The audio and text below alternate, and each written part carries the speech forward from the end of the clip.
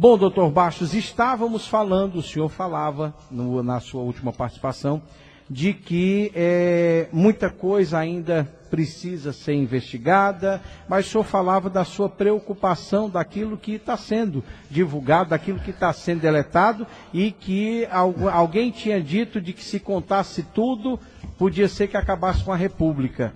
E eu estou achando, doutor Bastos, que isso deve acontecer no dia que for anunciado a delação premiada de Eduardo Cunha. No dia que Eduardo Cunha abrir a boca... Ainda falta o Eduardo Cunha. Eu acho que até eu estou no meio. Eu tenho até medo de estar no meio, se Eduardo Cunha falar. É bom que eu falei algumas coisas e, logicamente, não é intenção barrar... Sim, a Lava Jato, longe de mim. Eu falei apenas... No contexto, né? Porque nós estamos vivendo um momento muito crítico para o nosso país. É verdade. Né? Nós estamos tentando nos soerguer economicamente, mas no aspecto político está um desastre total. Está assim, um samba do crioulo doido.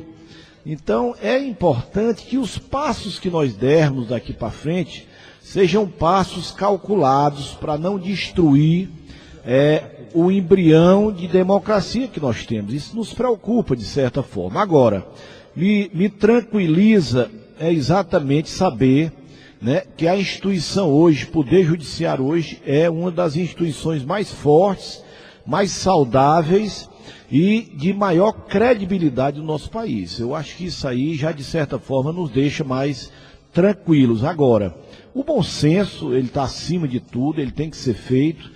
E para que a gente passe o país a limpo, eu tenho preocupação com aquela história do Mãos Limpas lá da Itália, que quando houve assodamento, terminou, foi embrulhando o meio de campo e conseguiram colocar como primeiro-ministro o Berlusconi, que foi o maior desastre que já houve na Europa, não foi nem eu acho que só comparável ao Mussolini, mas né, na Itália.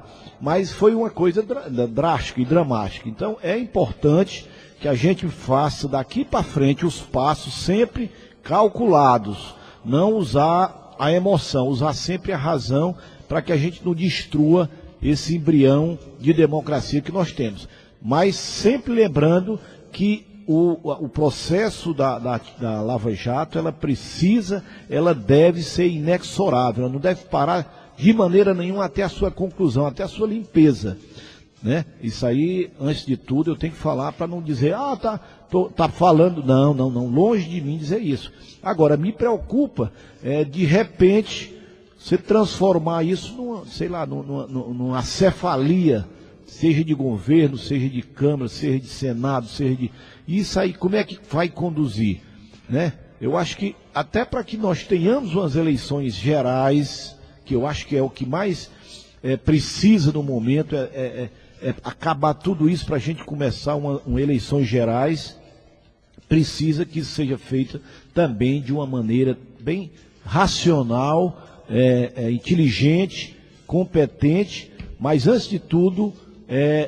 eticamente e moralmente na frente. A ética e a moral na frente. Mas me diga uma coisa, não tem indícios de que realmente o que deve acontecer com o país é a gente ter uma eleição indireta no começo do ano? Pois eu acreditava que se o TSE julgasse até o final do ano, pelo menos era isso que eu imaginava, até, sei lá, novembro, dezembro, meu entendimento, a eleição seria eleição direta.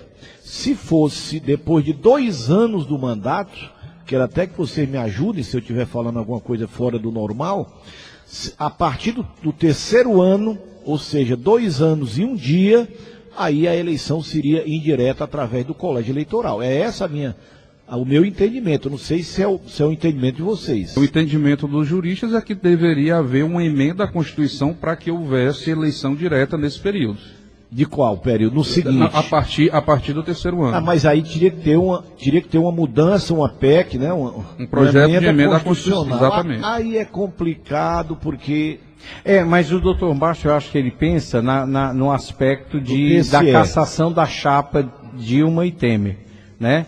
O que eu tinha entendimento era que se essa decisão do TSE, que ontem teve uma declaração do Gilmar Mendes, que é o presidente, né, do TSE, né, o Gilmar Mendes disse que esse processo... Gilmar Mendes já é o presidente? Já é o presidente do STE, né? TSE, do Superior Tribunal, do TSE, do Tribunal Superior Eleitoral. E ele dizendo que esse julgamento deve entrar no ano de 2017. Então aí mas vai ser o entendimento que eu tinha, a interpretação que eu havia feito, e fiquei em dúvida quando conversei com o senhor, é de que se a Dilma caísse até junho, e tivesse uma decisão para o Temer não assumir, que as eleições poderiam ser ainda nesse ano de 2016. Em outubro. Caso passasse de julho, né, ou seja, já não teria condições, que não teriam tempo hábil para ser feita a eleição, entraria-se no terceiro ano de mandato e aí sim teria uma eleição indireta. Aí eu lhe pergunto, nós temos aí a presidente Dilma tendo o seu julgamento, me parece que dia 2 de agosto. Possivelmente, nessa data, até lá, a gente vai ter realmente a decisão de se ela volta, se Temer continua, enfim. Mas nós temos também o governo Temer sendo açoitado, bombardeado todos os dias por conta de erros, falhas, né, que ele cometeu com relação até à montagem do seu próprio ministério. Foi, né? Desastrosa. Isso. E eu pergunto o seguinte, havendo a queda também de Temer, como é que nós vamos ficar com uma eleição indireta, partindo do princípio de que a gente possa ter realmente essa eleição, essa escolha, no meio de um Congresso completamente corrompido, completamente enlameado, e a gente está nessa situação de que nomes a gente vai ter ali para escolher? Como é que fica essa situação? Eu até tinha sugerido, eu tinha dado um de bairrista, né? O nosso ex-governador Tasso Gereissati, que ainda está mais ou menos, né? Ou foi pouco citado nas delações. Mas realmente, provavelmente ele não conseguiria ter o apoio da maioria dos Mas não tem que ser o nome da Câmara Federal? Não, você podia ser também do Senado. Pode ser até do um empresário, pode ser até um... Não, eles têm que ter mandato, não?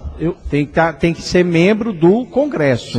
A minha dúvida é que eu entendia que teria que ser da Câmara Federal. Convidar aqui vamos botar no jogo quem pode nos dar uma aula. Quem está dentro do jogo, né? Quem é uma das cartas do baralho. Doutor Dagmauro, boa tarde, seja bem-vindo. Doutor Dagmauro, para quem ainda não conhece, prefeito municipal de Itapipoca. Seja muito bem-vindo. Quem é que pode ser votado numa eleição indireta, doutor Dagmauro? Só desejar uma boa tarde aqui, Rui, doutor Bassi, né, todos os ouvintes da Atitude. Eu acho assim, primeira coisa, poderia ser, né, a sugestão sua, o Tasso, porque ele faz parte do Congresso Nacional. Agora, a grande questão, né, que se levanta, eu vou dar só um exemplo aqui. O Tasso passou por 2 processos de barramento, né, nesses processos. Primeiro, na sucessão do FHC, foi uma época que dizem aí os comentários, né, da política, que o Zé Serra barrou o Tasso, né, e que foi uma confusão grande na época, né? É verdade. E quando foi agora, eu acho que o único nordestino que realmente era cotado, né, para assumir algum ministério era o Tasso Gereissati. Pela sua competência, pela história na política, né? E foi barrado de novo por José Serra, assim, aos comentários. Então, se ele não conseguiu, né, emplacar como ministro, quiçá como presidente da República, né? Mas assim, eu acho que a discussão é muito interessante, mas a gente precisa... doutor Basso, assim, se me permitir, claro. Eu acho que tinha que ter uma eleição, não só para presidente, mas também para deputados e senadores. As eleições gerais. Eleições gerais, a primeira coisa. Antes disso, na minha cabeça, né, quando o Zé Serra assumiu, aí o Temer assumiu, eu achava, né, e as propostas deles eram bem intencionadas. Agora, ele não está tendo pulso para implantar as propostas. Pronto, exatamente. E vou galgar algumas coisas. Primeiro, ele reduziu os ministérios, é uma medida interessante. Mas você vê que o Ministério da Cultura, ele já ficou com medo, se acovardou, né? E voltou atrás. Vou falar de outra medida interessante. Ele falou em extinguir aí 2.000 cargos. 4.000 cargos. 4.000 cargos comissionados. mas mandou uma lei criando mais 14 mil. 14 mil. Diz que já voltou atrás. Já voltou atrás, né? Foi um Já negócio voltou complicado. atrás dos 14 mil, já vi hoje. Pronto, aí... Prometeu, para lhe ajudar, prometeu um Ministério de Notáveis. Mas não disse em que, aonde esses nomes seriam notáveis, Fez um né? Ministério de Notórios. De notórios. Notórios, né? a gente sabe Então, o quê, né? E o mais interessante, desses ministros, 8 estão enquadrados na Lava Jato. E é denunciado, não é só foi citado aqui ou acolá, realmente são denunciados. A outra coisa que eu achei assim mais estranha foi que numa semana disseram que o déficit orçamentário seria em torno de 170,5 bilhões. E na semana seguinte foram votar uma lei, né, no qual dava um aumento de salário que nos 3 anos chegaria a quase 60 bilhões, né? Então, um negócio estranho. Um aumento votado na calada da noite, na madrugada. Na madrugada. Na exatamente. madrugada, né? E que eu já tenho informações que ele vai vetar, porque ele já voltou atrás também. Já voltou atrás. Porque isso nessas suas contas aí, eu acho que está colocado que Era só lá federal. em cima. Pronto. Porque Mas isso quando cria um pegar efeito cascata. estadual Até e na municipal, Câmara da sua Itapipoca vai refletir certeza. isso. Com certeza. Pronto. Só Era pra- mais de 100 bilhões. Só para explicar para o ouvinte, era o seguinte: no Ceará, eu vi a conta que o Estado fez, era mais de 100 bilhões só para o governo do Estado. Que seria o aumento do Ministério Público, do juiz. Não, aqui ninguém está sendo contra, né? Que essas categorias recebam aumento. Deixa eu falar bem claro. Agora, nós estamos num momento que a gente tem que ter prioridades para gastar. E o gestor público está sofrendo desgaste por ter essas prioridades. E eu acho que o maior desgaste é isso aí. Vai lá, manda votar. Quando chega agora não tem dinheiro para pagar, vai vetar. Então não tem sentido. Você tem que pensar antes, né? É o famoso tiro no pé, né? E eu fico preocupado porque a preocupação é que para ter essa eleição, para ter tudo, o mais importante é que antes se criasse um lastro. O que era um lastro? Primeiro, que tivesse uma mudança na legislação eleitoral. Isso é fundamental. Uma reforma política. Uma reforma política mais séria mesmo. Profunda. Você fica observando, vou dar aqui um exemplo, a cidade X, que tem aí 2, 3 milhões de habitantes, não vou citar nenhuma cidade para não dizer que eu estou falando de ninguém. O cara é candidato a prefeito, aí eu tive a curiosidade, um dia tinha um amigo conversando muito, aí eu entrei no site do TSE e olhei quanto foi que ele tinha declarado, doutor Bastos, que ele tinha de patrimônio na eleição de 2012. O cara tinha um patrimônio de 400 mil reais. E depois eu olhei quanto ele declarou que gastou na campanha. Ele gastou 50 milhões de reais. É brincadeira. Ora, isso aqui o Será que é declarado, loteria né? esportiva? Que esse povo tem uma sorte danada com loteria. Isso aqui o declarado.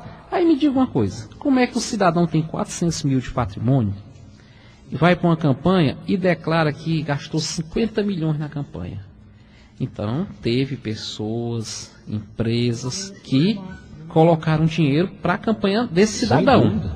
E que depois da eleição vão cobrar essa cota, né? Com certeza. Não é verdade? Sim. Então isso é que tem que acabar. Então, enquanto não acabar com isso, realmente vai ser uma situação difícil. Você E a gente sabe fica que preocupado com isso, né? houve essa mudança já houve, né? Não sei se você está sabendo, as empresas, pessoas jurídicas não podem agora, né, fazer doação para candidatos, não é isso? Ou houve alguma voltar atrás? Isso Não é verdade, é Tomás. verdade. Não voltar atrás, mas assim, Tomás, entenda. Se você pegar uma capital brasileira, né?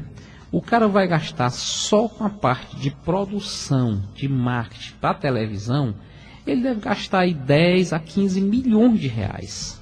Para uma capital. As empresas não vão doar, doutor Márcio, sabe o que é que vão fazer? Vão dar um jeito para botar um bocado de gente para ficar doando de pouquinho até chegar no valor que eles vão precisar. E esse dinheiro vai vir da onde? Será que é o cidadão brasileiro que de repente agora mudou?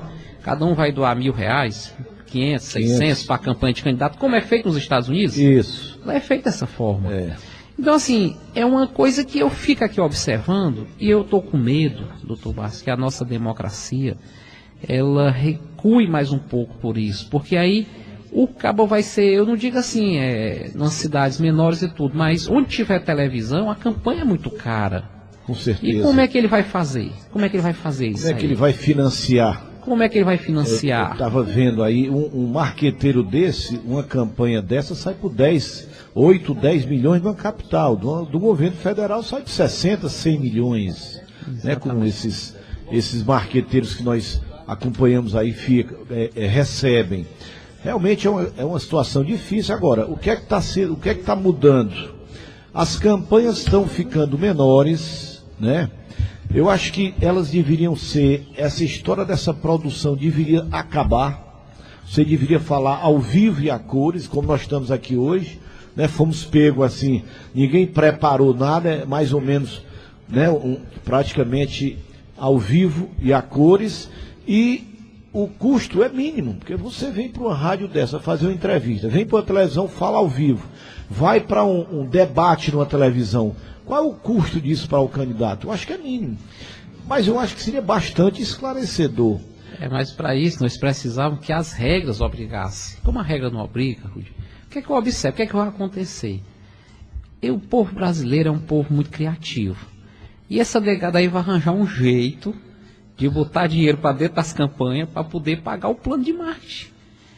Se você for assistir, às vezes eu vou para Brasília, fico olhando a propaganda na televisão, né, do Distrito Federal. É uma propaganda maciça essa época. Se gasta milhões e mais milhões, né, do dinheiro público para se fazer essa propaganda da administração. Dia 2 de julho, cessa, não pode mais, né? Isso. Aí é uma coisa incompreensível, de assim, não pode botar dinheiro público nas campanhas porque não tem. Mas quantos milhões, se você fizer a conta aí, quantos milhões... Aliás, quantos bilhões vão ser gastos do dia 1º de janeiro até o dia 2 de julho, agora, quando encerra o prazo, de propaganda em rádio e televisão das prefeituras dos estados da União? Pode fazer a conta, são bilhões que são gastos, né? E aí, quando chega o período eleitoral, que era o principal de ter, doutor Barros, de dar assim a condição dos candidatos disputarem por igual, era justamente ter esse financiamento público. Né? Então, vamos supor que pudesse ter uma certa produção, mas aquela produção seria financiada. E todos teriam a mesma condição. O que é que a gente assiste hoje? Vai continuar assistindo. Eu lembro da campanha de Fortaleza, o candidato X e Y tinha 1% na campanha, mas tinha uma mega produção por trás. Aí cresceram, foram para o segundo turno. E tinha candidatos até bom, com 15%, 16%, com 20%. Mas aí que fizeram esses vídeos, como a gente diz, de fundo de quintal, a propaganda sem qualidade, e é o que aconteceu. Eles realmente, assim, no populês embiocaram e perderam a campanha, né? Nós teremos, doutor Dagmauro, eu queria lhe fazer essa pergunta, nós teremos uma eleição municipal que vai ser muito disputada no marketing e também na área jurídica, o senhor não acha? Nós teremos, eu acho que o candidato vai ter que ter duas preocupações, duas assessorias boas. O jurídico e o marketing. E isso, né? Custa muito dinheiro. Isso custa muito, porque a gente está vendo que tudo, hoje em dia, está sendo levado à justiça. Né? Tudo quanto é questionamento, tudo quanto é posicionamento, é discutível. Né? E está sendo, eu estava vendo um artigo de um jornalista onde ele dizia que a gente está entrando num meio que não é tão interessante. A gente sabe que é bom que todas as questões sejam apuradas, né? Todas as denúncias sejam investigadas e tudo, mas a gente acaba entrando sempre numa situação em que pode paralisar muita coisa. Então a gente pode ter eleições que saem um resultado no dia 2 de outubro e as questões continuem. Isso é prejudicial. Né? Eu acho que tinha que ter uma agilidade para ser tudo resolvido em tempo hábil, né? Eu vou só fazer uma colocação. Na eleição passada, a gente foi o primeiro ensaio disso tudo, né? Mas hoje eu não acredito que o cidadão seja candidato numa cidade de médio porte em diante, e eu diria que ele vai ter 2 assessorias jurídicas. Isso aí eu até comentei na rádio lá em Itapipoca, dizendo, olha, muita gente vai ganhar, mas não vai assumir. Muita gente vai perder no voto e vai assumir no lugar. Vai ser uma eleição bem atípica. E eu acho que todo mundo, nessas cidades um pouquinho maior, vão ter 2 tipos de assessoria. Eles vão ter uma assessoria só para defender e outra só para acusar. A realidade é essa. Porque um só não vai dar conta. E vai ter uma enxurrada de ações, até porque a lei eleitoral, ela teve mudanças. E mudanças assim sutis e que muita gente não está observando. Vou dar só um exemplo aqui. A lei eleitoral diz hoje que as prefeituras municipais que vão para o prefeito indo para a reeleição ou não, pode ser só sucessão, ele só pode gastar até o dia 2 de julho a média do que ele gastou nos 3 anos anteriores. A média. A média e só o que gastou até o dia 2 de julho também. Então muita gente está achando que a média é do que gastou o ano inteiro. E não é, só até aquele período. E se você... porcentagem também, não tinha 70%, alguma coisa assim? Não, é... Do que é a média. É a média. Só que essa média, se você for observar, as prefeituras fazem sempre a mesma sistemática. Você licita logo o quê? Merenda escolar, transporte escolar, material de limpeza, expediente, porque são coisas fundamentais. Isso. A última coisa que ele termina licitando, o que é? Televisão, rádio, não sei o que vai ser lá para o mês de fevereiro, março, né? Isso. E aí ele só consegue pagar o quê? Só consegue pagar geralmente 3 meses ou 4 no máximo, né? Se ele licitar até o finalzinho de fevereiro, ele vai pagar 4 meses. E a média é só desse período. Então, com isso, eu já vi comentários de muita gente já está entrando na justiça para já impedir que o cara vá para a reeleição porque gastou acima dessa, já gastou. Uma época dessa, né? A outra coisa eleitoral muito interessante, que eu fico só observando. Um dia eu estava olhando numa determinada Câmara de Vereadores e, por exemplo, a Prefeitura de Itapipoca, como eu já tinha uma coisa que eu fazia como proprietário da minha clínica e tudo, todos os anos, eu comprava 2, 3 mil ramalhete e rosa distribuía nas igrejas no nome da clínica e meu, né? E aí, quando eu fui eleito prefeito, eu fazia essa ação pela Prefeitura, uma ação bem maior. E esse ano, a assessoria já disse ao prefeito, o senhor não pode distribuir rosa. Eles vão distribuir no primeiro, no segundo, no terceiro, mesmo assim, é brinde, não pode. Eu vi por aí, Prefeitura e Câmara Municipal, que nunca tinha feito, está fazendo isso agora, no período eleitoral. Então, e aí? Só precisa o quê? Que alguém vá lá e acuse, porque a justiça ela é cega, ela precisa que você realmente vá lá e denuncie. Mas se tiver a denúncia, o cidadão não consegue ser candidato. Então, assim, são várias pequenas regras que foram criadas, né? E que precisam estar muito atento. Deixa eu lhe fazer, até bem pouco tempo atrás, os prefeitos, os candidatos, tinham uma assessoria jurídica e eles faziam, como diria a Dilma, eles faziam o diabo. E tinham uma assessoria para defendê-los. Agora essa assessoria tem que orientá-los que não pode mais se fazer o diabo, como antigamente, né? Verdade. Agora, o que vai pegar para muito prefeito é que tem muito candidatos que ainda tem aquela velha forma de fazer política, aquela velha tradição de fazer aquele tipo de política mais antigo que tem. E a justiça está atenta para isso, né? Eu vou dar outro exemplo aqui, bem, só para a gente, assim, vou citar, tem vários, mas vou citar o último exemplo. A maioria dos políticos, como você sabe, isso aqui é uma coisa notória, quase todos são assim, não tem jeito. Chega ali o cidadão na sua casa, rapaz, eu fui ali, não tinha esse remédio. Você vai olhar o remédio que não faz parte da pauta do município. Aí você termina, mete na mão no bolso ali, pega ali R$50, 30, às vezes é R$5 o remédio. Então vamos supor que o remédio seja R$5. Tem um vídeo de pirona que é R$1. O cara mete a mão aqui no bolso, tá aqui, vai lá na farmácia e compra o seu remédio, né? Enquanto não estiver no período eleitoral, tudo bem. Agora hoje, todo mundo tem um celular. Vocês viram o que foi que o Machado fez, né? O Sérgio Machado. Rapaz. Ele desligava o celular para dizer, olha, tá aqui, ó, vou desligar, tá dentro dessa mala aqui, que aqui ninguém escuta. Um travesseiro em cima. Um travesseiro, escondia e gravou a conversa todinha. Aí só precisa o cidadão chegar na casa lá do político na eleição, a partir do dia 2, que a lei não permite mais. Chega, rapaz, esse remédio aqui é R$5, rapaz, não sei o quê. Aí o cara, toma aqui os R$5. O cara gravou, entregou para o Ministério Público, cadê a sua campanha? Candidatura impugnada. Impugnada. Então a gente tem que ficar muito atento. A lei, eu acho que é como o doutor Bastos colocou, a justiça, né, ganhou muito fôlego com isso. Hoje já era respeitada, né? Na Justiça do Brasil não era respeitada. Tem muita controvérsia em relação à demora e tudo, mas hoje é muito mais respeitada e querida pela população.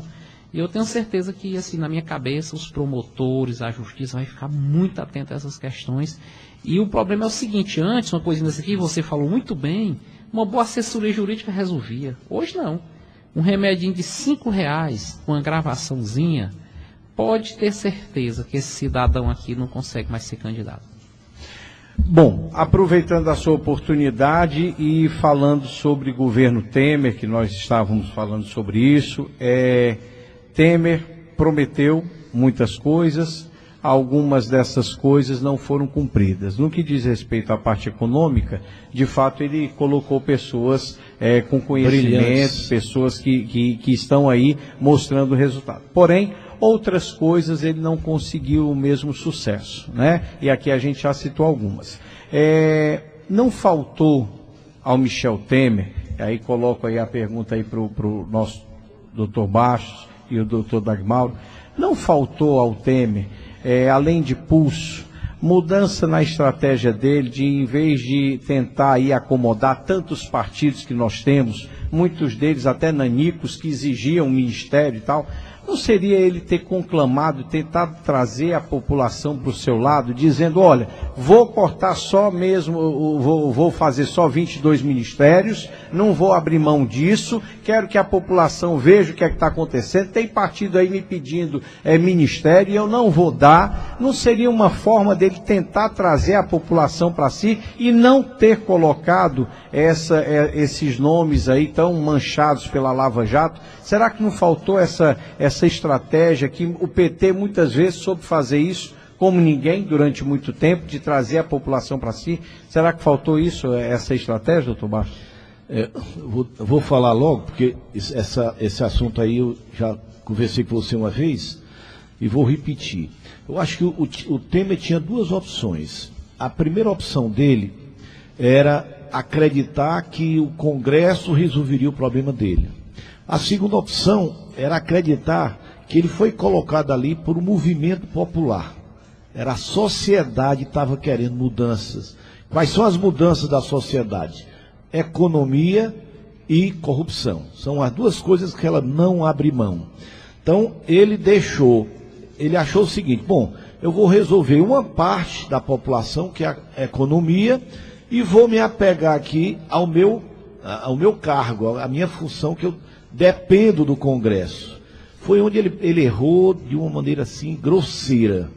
Porque se ele tem feito, bom, eu vou fazer as duas coisas e fazer mais uma coisa, ter coragem de dizer assim, bom, se vocês me quiserem aqui, é desse jeito. Se não quiser, está aqui o cargo, mande voltar a presidenta Dilma, a presidente Dilma, a presidenta, que eu não tenho nenhum interesse por isso. O apego ao cargo, acho que foi a grande responsabilidade dele, foi exatamente o apego ao cargo.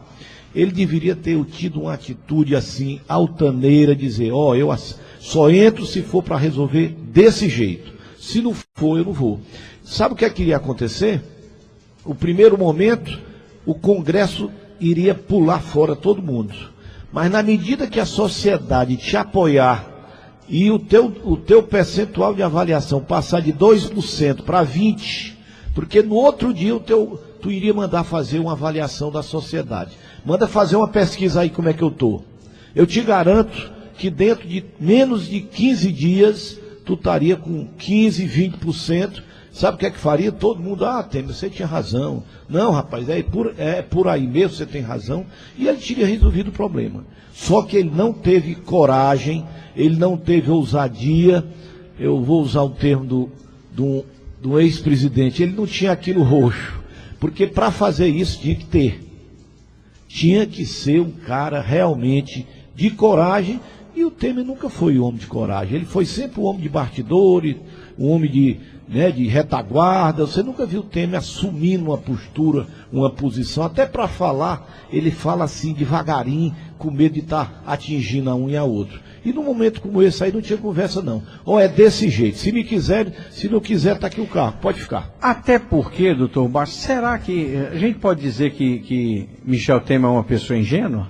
Não. Não tem nada de ingênuo. Eu chamaria de frouxo. Aí eu lhe pergunto, será que ele não sabia que a Lava Jato iria chegar nele? Será que ele tinha tempo? Eu acho que ele não sabia da seriedade da Lava Jato. Ele achava, aliás, eles conversaram ali. E aquela conversa do Sarney, do Romero eles tiveram só que ninguém gravou, claro, né? Eles achavam que depois ia dar um jeitinho. Ia dar aquele jeitinho, como eles falaram lá, o Romero, o Renan e o Sarney, né? O nosso... Quer dizer, em resumo, o PMDB achava que ia estancar a sangria tirando a Dilma. Exatamente. Mas parece que a ferida fez aumentar. Vocês conseguiram o que queriam, tiraram a presidenta. Então agora, né, se deem por satisfeito. Doutor Dagmauro, está correto o raciocínio? Eu só complementar aqui a história. Primeiro, essa história de ter muito partido já mostrou que é um negócio que é antipolítico. Mas vem mais aí, viu? Vem o partido do corintiano, viu? Vem o partido do homem negro, certo? Porque tem o partido negro que está sendo formado, Eu espero que não seja igual o partido da mulher, que não tem nenhuma mulher lá, né? Então, não tem, mas é minoria. PT tem, mas é minoria. E não ocupa as presidências. Então, assim, a primeira coisa é isso aí. Tem até um prefeito que é muito engraçado, ele dizia, rapaz, Câmara era para ter 3 vereadores. Um de situação para elogiar, um de oposição para falar mal e um para a gente negociar. Então, assim, era assim, e se você vê, você olha lá, olha os Estados Unidos, existe lá outros partidos, mas praticamente existe dois partidos. É o republicano ou é democrata. O que é bom nisso? O cara é republicano, a gente já sabe que ele é contra aborto. Não tem como você ser do partido republicano e ser a favor do aborto. Você é contra o GLSBT, então você tem aquela característica, né? O cara é democrata, já sabe, ele é a favor do aborto, ele é mais aberto. Então, assim, cada um vai buscar o partido que é a sua característica. Então, a primeira coisa, tinha que haver isso, é muito mais simples. Tinha que haver uma ideologia partidária. Pronto, ideologia partidária e 2 ou 3 partidos. Tem muita dessa ideologia partidária, né? Tantos que cada um tem a sua própria, entendeu? Dentro do PMDB tem várias ideologias, dentro do PT também tem. Com certeza. Né? Então, infelizmente, eu acho assim, tem partido que dentro do partido tem outros partidos. Não, mas os outros partidos é exatamente por isso. O PSOL, o PSTU, o PSOL, tudo era PT. O PSDB era PMDB. Eles vão se dividindo. Não, apesar dos erros do PT, que o PT tem cometido, o PT tem uma tradição muito importante do ponto de vista democrático. Ele consegue conviver com tantas alas, mas quando chegam nas convenções, chegam nas votações eles se engalfinham antes, mas depois que é decidido, está todo mundo junto. Cada um curtindo o fim do outro. Diferente de outros partidos. Se tem uma ala que está insatisfeita, ela vai e funda outro partido. Aí daqui a pouco nós temos 50 partidos. É verdade. Isso é verdade. Então a primeira coisa assim que eu queria colocar é essa, isso era muito importante. A segunda coisa é, como eu lhe disse aqui, quando o Temer, apesar de eu ser um partido contrário, eu sou muito realista. Você vê que todas as gravações que falam da Dilma têm 2 características. Primeiro, nenhuma diz que ela é desonesta. E segunda, todo mundo diz que ela é corajosa demais. Mas aí tinha uma coisa que eles esqueceram, ela não é popular. O grande problema da Dilma foi esse, de não ser popular. E o Partido dos Trabalhadores tinha muita essa característica, quer dizer, o ex-presidente Lula, quando tinha um problema, o que é que ele fazia? Ele ia comer coxinha lá em São Paulo, ele ia comer uma buchada aqui no Nordeste. Coxinha. Aí ele... Era coxinha, não era pão com mortadela. Pão com mortadela. Mortadela. Mas na época ele... Era pão com mortadela. Hoje ele não quer nem saber de coxinha. Hoje ele não quer saber mais de coxinha. Fica até meio estranho, estão dizendo que esse vai ser o primeiro a ser comido. Né? E agora estão dizendo que para dizer sobre PT é pão com mortadela. PSDB é coxinha, né? E agora PMDB é escondidinho. Então, essa é boa, essa do escondidinho essa foi boa. Extraordinária. Então, o que é que acontecia? O ex-presidente Lula, ele era um cara popular. A Dilma não, ela apesar de ser uma pessoa honesta, sei tudo, mas ela era uma pessoa muito impopular, inclusive dentro do partido. Ela era impopular. Porque ela fazia as coisas muito ali na parte burocrática do negócio, né? Mas assim, aí o que aconteceu? Com essa confusão todinha, na minha cabeça eu acreditava que com a entrada do Temer, ele tinha boas ideias. Lançou um projeto do PMDB, se você pegar o projeto do PMDB... Ponte para o futuro, né? Tudo que ele falou da ponte dele, ele está fazendo o contrário. Essa ponte tem muito pedágio. Porque ele lançou o antídoto. Tudo está fazendo o contrário. Eu sei que não é fácil. Isso aí o doutor Bastos falou ali. E eu vou seguir o exemplo aqui de vários governantes que saíram bem avaliados desse país. E o que é que eles diziam? Que um governo bem avaliado no final é mal avaliado no início. Que vem a condizer, doutor Bastos, com a sua ideia. Aquele governo que começa todo mundo, está ótimo demais, é sinal que lá no final vai ser um fracasso. E ele foi o quê? Quando ele chegou, eu pensei que o homem ia fazer, mas o homem chegou foi com coragem. Aí começou a cortar os ministérios, já ficou com medo, só cortou... Que assim, em termos financeiros, isso ali não era importante, mas era muito em termos psicológicos de sinalizar para o investidor internacional, para o empresário, para a população em geral. E assim, em termos financeiros, se for fazer as contas, talvez não economizasse 2, 3 milhões por ano com todos esses ministérios aí cortados. Porque o cara continua sendo vigia do ministério, continua sendo motorista, só não vai ter o cargo de ministro, ele vai ser secretário, né? Vai ser diretor de departamento, e ganha lá 10 mil a menos no máximo. E que para a União isso aí não era tão significativo, mas psicologicamente era muito importante. Aí o cara vai e corta o suprimento da Dilma, corta o mercantil da Dilma, para fazer a economia. O avião da Dilma. É um negócio assim muito... Eu fiquei... Rigoroso, né? Eu fiquei observando, e o que foi que aconteceu? Se você olhar a medida, né, do governo nesses últimos dias, eu tenho um amigo que é muito do outro lado, e ele brincava muito comigo, e agora não aguenta a brincadeira. Aí eu liguei para ele e disse: ei, mas tu sabe que é cortar 10 ministérios? Ele: por que foi? Rapaz, botaram 8 da Lava Jato, tinha mais 10 da Lava Jato por 10 ministérios. Agora tinha sido preso tudo, caiu 2 ministros em 1 mês e pouco, né?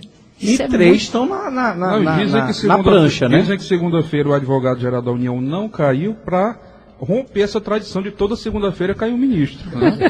Porque já eram 2 Mas tem 3 na prancha, né? Isso é uma coisa absurda. E assim, na realidade o doutor Bastos está coberto de razão na análise dele, né? Eu acho que o Temer, ele era para ter sido esse homem que ia dar a estrutura necessária para que o governante seguinte pudesse deslanchar esse país. Era isso. Ele não teve essa coragem, eu digo que não teve porque tinha que ser iniciado, né? No começo era para ter tido essa coragem. Você tem toda a razão, ele era para ter, e você tem que estar mais do que correto, ele era para ter sido mais popular. Você vê que ele está enclausulado lá dentro do palácio, ele vai para São Paulo, né? E fica dentro de casa, não consegue sair de casa, mandou fechar até a rua para ninguém andar na rua dele. Então é um negócio complicado. Ele se enclausulou, ficou com medo. E ele tem apoio do Congresso, claro, tá passando tudo, mas o problema é que passa, ele veta e manda derrubar. Então não tem lógica, né? Vou fazer 2 perguntas a vocês. A primeira, na contramão dessa postura do Temer de não buscar a população com apoio, não se esperava mais também do PT, fora do governo, um posicionamento mais presente de Lula, de Dilma, nas cidades, em movimentos, em reuniões, andando, fazendo realmente a visitação em estados? Não está faltando isso? O Lula e a Dilma sentiram o golpe? Sentiram a pancada que levaram? Será que isso fez com que, ou trata-se de uma estratégia, não, vamos deixar que ele sozinho se destrua e tal, não sei o quê, mas não está faltando isso? O PT não mudou? O PT não está ficando menos vermelho e mais alaranjado, prefeito? Eu acho que, assim, você pegou pesado. Você foi, assim, num ponto que eu acho importante. Isso está acontecendo, você está falando de um fato. Isso aí não é coisa para se discutir, é um fato, né? Mas eu tenho observado que ainda tem boa parte da imprensa que está criticando muito o PT, dizendo assim, porque ele só não está melhorando porque o PT continua falando mal. Então, assim, está muito aquela história. Quando estava no poder, o PT era culpado. Ele saiu do poder, continua sendo culpado do que está acontecendo. E eu acho que isso foi que deu esse recuo. Eu acho, na minha concepção, o PT está dando um tempo nessa questão, mas daqui a pouco eu acho que vão tudo para o meio da rua. E a gente sabe aí que o PT ele tem uma base social muito forte, né? Que o Temer não está conseguindo negociar com essa base social, né? Então, assim, eu acho que é mais dando um tempo. Na minha cabeça é um tempo que eles estão dando. Para não dizer assim, o governo começou, eles estão sufocando o governo, não estão deixando ele tomar nenhuma atitude. Inclusive, os deputados do PT tem uma parte que votou em várias coisas que foi mandado para o Congresso pelo Temer, né? Tem acompanhado, eu tenho visto isso. Eu acho que estão dando um tempo. Mas eu acho que quando completar aí os 90 dias, aí o tempo vai passar e aí nós vamos ver como é que vai ficar essa situação. E o novo governo está fazendo tanta lambança que o PT acho que não está precisando nem ter o trabalho de desgastar o governo. Isso eu digo, né? Vamos deixar que ele se... Quem está fazendo a campanha do PT é o próprio Temer. Não é ninguém, não. Se você olhar as pesquisas, só colocar aqui para as pesquisas de opinião pública, né? Só foi a Dilma sair do poder, ela já está crescendo, né? E cresceu bem. E o Temer embiocou a situação dele na política. O Temer não tinha como, ele tinha 2%, e embiocou para quanto? Para quanto? Deve ir para 1, né? 0, alguma coisa. Não, tá negativo quanto? Menos quanto? Mas deixa eu também fazer aqui a minha colocação em relação a isso. Eu acho que o PT também, acho que ele está reconhecendo os erros que cometeu. Eu acho que está sendo uma autocrítica, e eu acho que é importante para o partido reconhecer a história dessa nova matriz econômica que a Dilma tentou, fazendo desoneração, criando a história do Bolsa Empresário. Teve muitas coisas, né, com essas mudanças de manter o preço da gasolina, quebrando a Petrobras, de certa forma, mudando, caindo o preço da energia, destruindo o setor elétrico.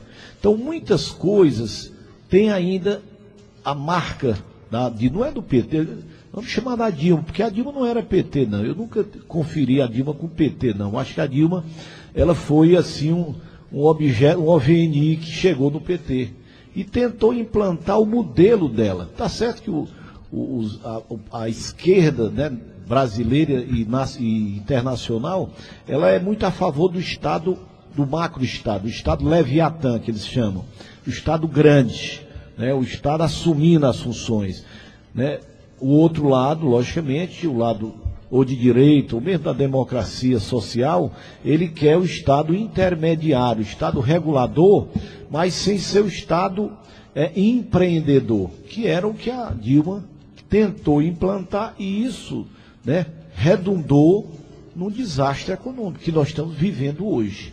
Então, por isso, e nesse aspecto aí, o Temer colocou um time de primeira qualidade, de primeiro escalão aí, de primeiro mundo, né, que é o Meirelles, o Ilan Goldfein, o Mansueto de Almeida, que foi até do Tasso, um cearense, né, que é daqui da região norte. Então, ele criou uma equipe espetacular e deu credibilidade lá. Para você ter uma ideia, na economia, apesar de tudo que nós estamos vivenciando no lado político, está dando sinais de reação.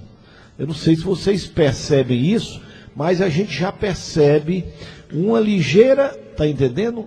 Inclinação, ligeiro viés de melhoria econômica do país, apesar de todo esse imbróglio que nós estamos vendo na área política. Então, talvez por isso, e o Dagmar foi muito feliz, que ele diz, bom, não vamos mexer não para ver se o que eles vão fazer vai mudar o setor econômico. Se não mudar, se a coisa continuar, aí não, aí é a hora da gente cair em campo. Só outra questão para reforçar aí, diz que o Henrique Meirelles, né, depois desse aumento de salário, disse que ia renunciar. Por quê? Aí isso é o comentário de bastidores, né? Porque realmente ia na contramão do que ele estava dizendo. Isso está muito parecido também com o que a Dilma fez. A Dilma bota o Levi, um homem de mercado, que quer implementar medidas de contenção de gastos, e a Dilma, do ponto de vista político, ela vai fazer o populismo. Quer dizer, o Levi não aguentou. Não adianta ter uma pessoa boa, competente, de se eu vou continuar com a mesma política de gastos. E com a mesma política de se fazer política, né? De você ir contra o técnico e fazer o populismo. Não tem ministro que faça milagre, né? Bom, doutor Baixo, mas aí eu lhe pergunto, o senhor falou do mercado financeiro externo, dos investidores, enfim. Mas essa posição de Michel Temer, de tomar decisões e depois voltar atrás, de recuar, isso não torna também um governo muito instável? Um governo que não tem, aliás, toda a credibilidade, ele perde a credibilidade, que era isso que ele falava do governo anterior. Sim. Não, porque não tem credibilidade, porque não tem confiança, porque tudo que o Meirelles falava, devagar que eu tenho pressa. Mas eu tenho um norte. Agora ninguém sabe mais o norte do Temer. Ora ele vai para um lado, ora ele vai para o outro. A bússola dele está meio enlouqueceu. Isso é colocado, doutor Bastos. Tem duas coisas na economia que, lógico, isso não chegou no cidadão. O cidadão está chegando à crise agora, para valer. Né? Eu diria que o cidadão, as prefeituras, eu tiro por Itapipoca. Itapipoca tinha fechado uma loja, que era uma loja que quebrou no Brasil, tudo foi esplanada. Mas o resto está tudo lá em aberto. Agora não, eu já vejo que o comércio está começando a ficar espremido. Mas eu acho que tem duas coisas que vão chegar em breve para aliviar isso. Primeiro é que eu acho que a gente chegou no fundo do poço da economia. Então tem hora que você chegou lá no limite, não tem mais para onde baixar, não tem como cavar mais para ir para outro lugar, né? Assim, para você ter uma ideia, o Brasil hoje, em termos econômicos, diz que a situação é pior do que a Grécia, que era o penúltimo. O Brasil hoje é o último em termos econômicos, né? E isso você vê aí você vê o Brasil cada vez perdendo mais a credibilidade com os investidores internacionais, né? A segunda coisa é porque ele fez uma medida que muita gente ficava no pé do ouvido da Dilma que ela não fez. Ele está tirando 100 bi do BNDES e está trazendo de volta para o Caixa do Tesouro Nacional, né? E 100 bi não é pouca coisa, né? A grande medida é o seguinte, isso é uma coisa muito paliativa, né? Você tirou, então lá vai ficar sem nada e aqui vai gastar porque é o dia a dia, Mas isso né? também não é uma pedalada? Não é uma pedalada? Peraí, vamos ver aqui. Primeiro, a primeira coisa foi que ou ele pediu empréstimo aí mesmo. O mesmo. governo federal repassou. Não é empréstimo, não. Ele repassou 500 bilhões para o BNDES. Ele está trazendo dinheiro de E volta. agora está retornando. Porque antigamente, se você imaginar, quanto era que tinha o BNDES para emprestar?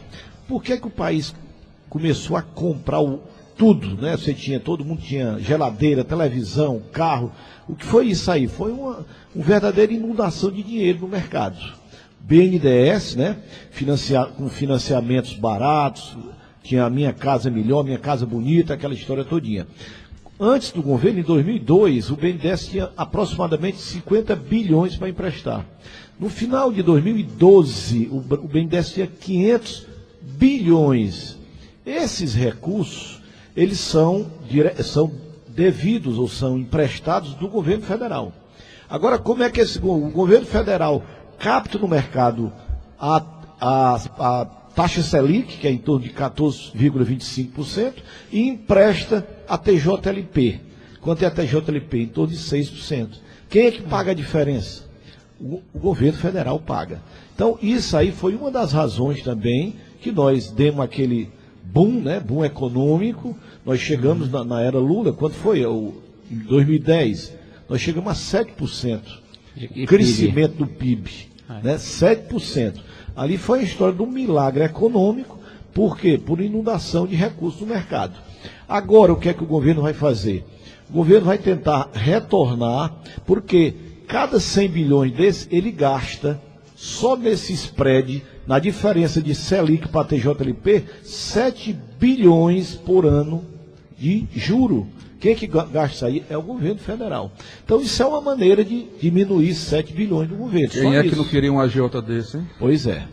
A outra questão, Tomás, eu estava colocando aqui essa questão aí do BNDES, é que o BNDES, além de financiar o consumo, ele financia também as empresas, né? O crescimento econômico também.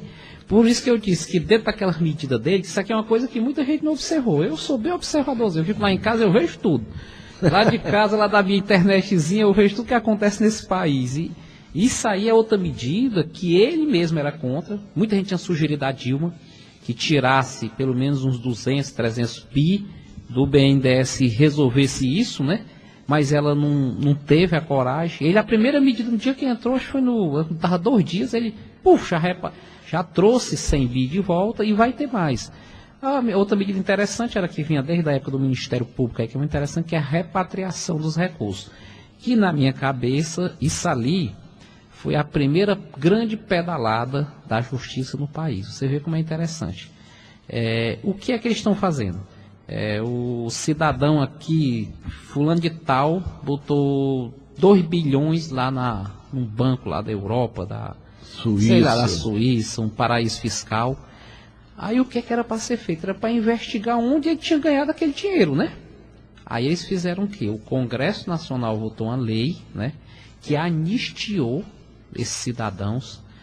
Vale ressaltar que, dentre eles, os donos das maiores redes de comunicação desse país estão todos envolvidos, né? Tanto do Globo, como Folha de São Paulo, como todas as grandes conglomerados empresários, né? Tudinho, são todas as redes que estão envolvidas, da Record, todas as redes de televisão. E o que fizeram uma verdadeira anistia, que eu vi o doutor Barcelona, você não falou que da Lava Jato, mas isso ali é uma preocupação que a gente tem, que lá na Itália eles fizeram uma anistia da Operação Mãos Limpas. E eles fizeram já a primeira anistia, que foi essa aí, foi feita na calada da noite. Fizeram a anistia. Quer dizer, oficializaram a lavagem do dinheiro. Oficializaram. E o que é que o cara vai fazer? A proposta inicial é que ele tivesse que repatriar esse dinheiro e deixar 35% para ser dividido entre os estados e a União, que até hoje tem uma briga dos estados e municípios com a União por conta desse dinheiro, né? E a União baixaram a alíquota de 35% para 30%, né? E a União ainda fez a benevolência de ficar com 15% só para ela, e os outros 15% vai ser dividido proporcionalmente ao FPM, entre Estado, municípios e União. Só para você ter uma ideia de quanto é dinheiro isso, doutor Bastos, Itapipoca, aqui eu recebi uma mensagem agora há pouco, vai receber a primeira parcela de uma partezinha desse dinheiro que está chegando. São R$91 mil que Itapipoca vai receber. Agora você multiplica aí por 5.500 municípios, tá certo? Aí para você chegar num valor que representa 17% do valor, porque 23% do valor vai para os estados e 60% vai para a União. Aí você vai chegar a um valor X. E esse valor X você multiplica por 2, que é o que a União vai receber, porque a União só está dividindo esses 15%, né? E isso só é 30% do dinheiro. Aí você calcula 100% para você entender quantos bi já estão sendo trazidos de volta só nessa primeira remessa aí. Muito bem, eu vou ter que fazer um rápido intervalo comercial antes de dizer o seguinte, estou recebendo aqui a informação de que o governo do estado, ele está recebendo a informação do Ministério Público Federal, divulgando hoje o ranking dos governos estaduais mais transparentes no Brasil. E o Ceará, para orgulho de muitos, é medalha de ouro, juntamente com Espírito Santo e Rondônia, nota 10 em transparência. Na transparência. E no final da fila, nós temos Acre com 5,6, Bahia com 4,1 e Roraima com 3,8. Meu Rio de Janeiro está ali no meio da... não, olha. Bom, depois do intervalo comercial, nossos convidados aqui de hoje, Dr. Bastos e Dr. Dagmar, vão me responder o seguinte, coisa simples. Dr. Dagmar, eu vou pedir para ele me perguntar, me responder sem ser membro do PT. Vai responder com a cabeça e não com o coração. Dilma volta com a votação do Senado, com essa possível mudança de pensamento aí de 3 senadores, volta ou não? A mesma pergunta para o Dr. Bastos, logo depois do intervalo comercial. Jornal Integração, na Atitude FM, comando Rude Cascais. Neste mês de junho, as melhores promoções esperam por você na Ótica Redenção. Na compra do seu óculos de grau completo, ganhe uma segunda armação gratuita para mais alguém da sua família. Temos óculos completo a partir de 10 parcelas de R$ 29,90. Sua idade ou seu desconto na armação. Descontos em reais. Na Ótica Redenção temos óculos esporte e relógios de grandes marcas, com descontos de 10, 15 e até 20%. E ainda parcelamos para você, cliente. Venha para a Ótica Redenção, em Itapajé, na Travessa Augusto de Castro, número 17, Centro. A melhor opção para a sua visão. Sua família de bem com a vida. Farmácia do Jauro tem mais economia. Preço justo, atenção especial. Desconto em todos os medicamentos. Farmácia do Jauro tem ambulatório. Farmacêutico presente pra melhor lhe atender. Teleentrega 3346-1059 e 99195-2258. Ao lado da Livraria do Estudante. Farmácia do Jauro. Sucesso total do novo Mais Cap. Agora com a edição 60, especial Dia dos Namorados, com 3 giros extras de R$3.000. Continua a chance grande para quem acertar 20 bolas. Nesta semana tem um Chevrolet Onix e 2 Honda Fan 160 no prêmio maior, além dos 10 giros da sorte, que agora são de R$600 cada. Venha ser o próximo ganhador. O novo Mais Cap continua apenas R$5.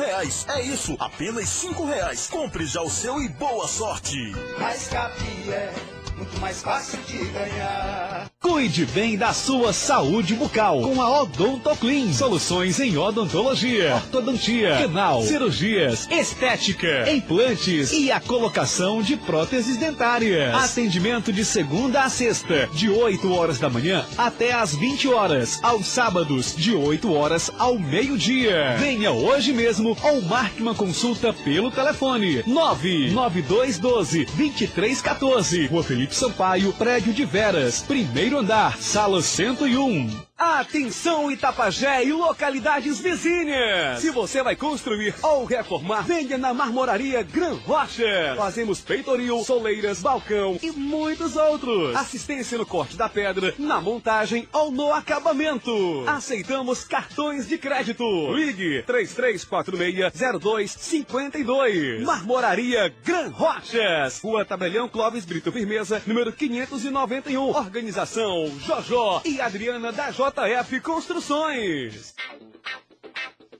Pra você andar na moda, as melhores opções. Edna Confecções.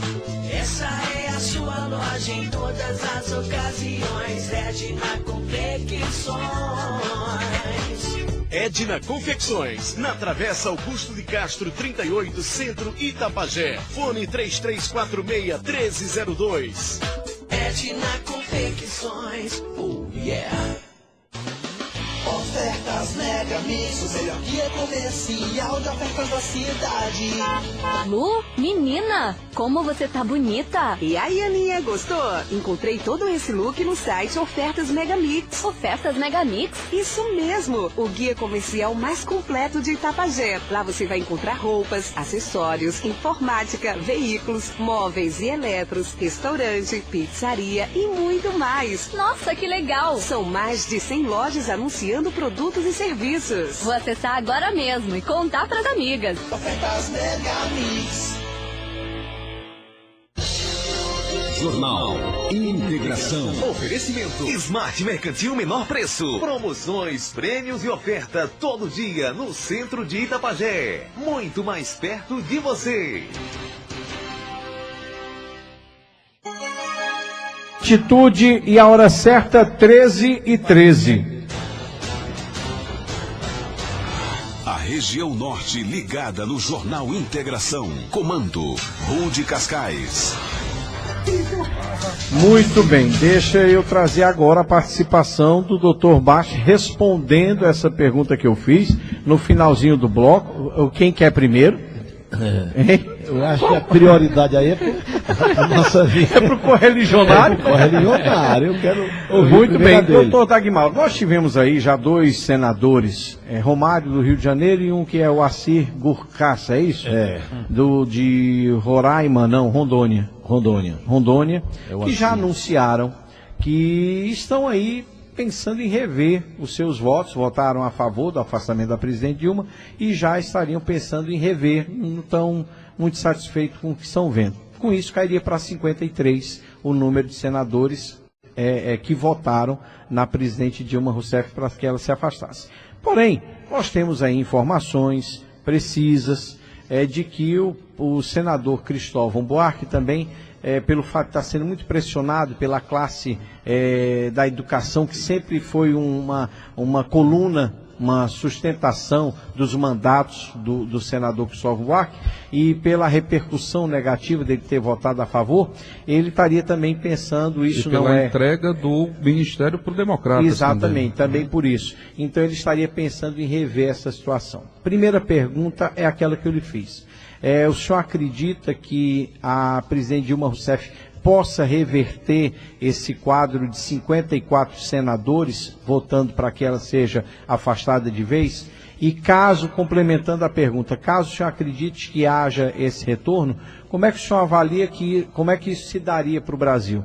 Seria uma coisa boa para o Brasil ou a volta dela será realmente complicada? Daqui a pouquinho a gente vai ouvir a mesma pergunta. Guardou as perguntas, doutor Baixo? Para mim não ter que formular de novo. Doutor Dagmar, o senhor?